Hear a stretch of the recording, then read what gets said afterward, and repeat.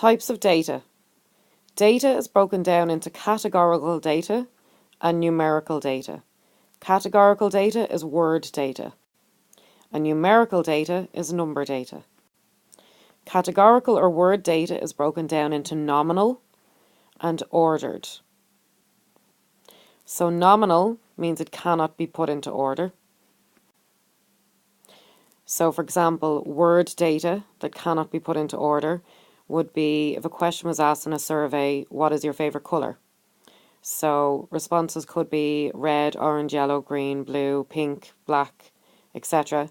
There's no definite order to put those in. Another example could be favourite food. There's no definite order to put favourite foods in. And ordered data can be ordered. So for example, days of the week can be put into order. Monday, Tuesday, Wednesday, Thursday, Friday, Saturday, Sunday. Months of the year is word data that can be ordered. January, February, March, April, May, June, etc. Test results, grades can be ordered. A, B, C, D, E. Numerical data is broken down into discrete and continuous data. Discrete data must take a certain value. So for example, the number of people in a class. We could have 30 students in a class. We could have 31 students in a class. We can't have 31 and a half students in a class. The number of cars that drove by. We could have 15 cars drove by. We could have 16 cars drove by. We can't say 15 and a quarter cars drove by. We can't say 15.126 cars drove by. So discrete data must take a certain value. Continuous data can take any value. So examples of continuous data could be your height, your weight, speed of something, distance, time. So for example, if I was to run a race, I could say it took me 10.6195 seconds to run that race. It doesn't mean that that's the exact time it took me to run the race. That's what it was rounded off to. If a car is going 62 kilometers per hour, it does not mean it's going exactly 62 kilometers per hour. It could be going 62.9995613 ... kilometers per hour, and so on.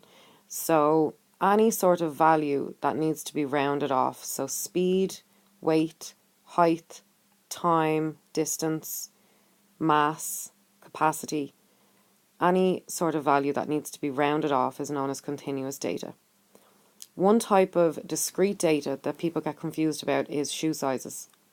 So sometimes people think because you can have a size 5.5 or a size 6.5 that it's continuous data. That is not true. Shoe sizes are discrete data because you can only have a 4, a 4.5, a 5, a 5.5, a 6, a 6.5, and so on. You can't have a 6 3/4. So shoe sizes are discrete data. So if numerical data can have any value inside some range, then the data is continuous numerical data. If numerical data can only have a fixed number of values or a certain number of values, then it is discrete numerical data. So we will look at different types of data over the next few videos, but the most important one is continuous data.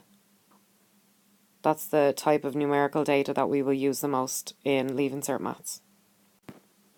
So which of the following are continuous numerical data and which are discrete numerical data? So the number of airplanes flying out of Shannon every day. The number of airplanes flying out of Shannon every day is discrete numerical data.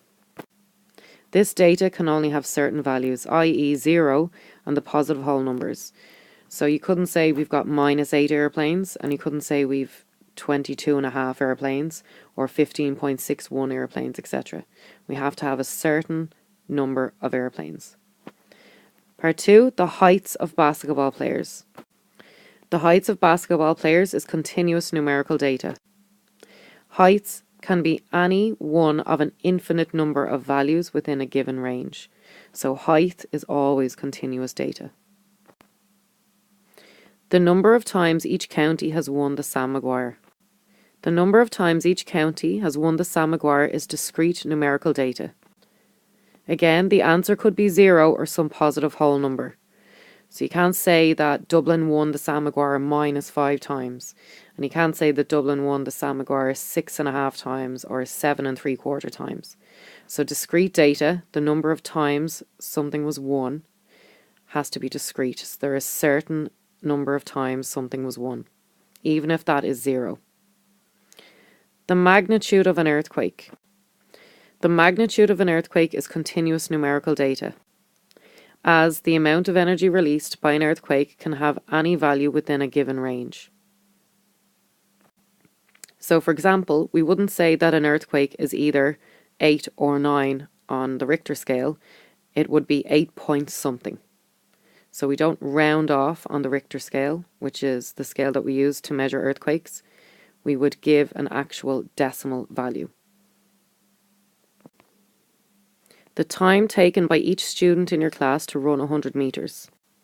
The times taken by students to run 100 meters is continuous numerical data.